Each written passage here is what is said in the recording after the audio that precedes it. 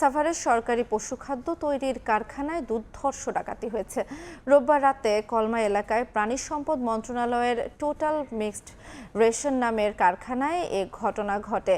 দায়িত্বে থাকা প্রাণী সম্পদ কর্মকর্তা বিষয়টি নিশ্চিত করে জানান, ২০ থেকে ২৫ জন মুখোশধারী ডাকাত অস্ত্র নিয়ে প্রাচীর টপকে ভেতরে প্রবেশ করে, ভেঙে ফেলে সিসি ক্যামেরা। সেখানে থাকা আনসার বাহিনীর ২ সদস্যকে রশি দিয়ে বেঁধে লুট করে কম্পিউটার, জেনারেটরের ব্যাটারি ও কেবল।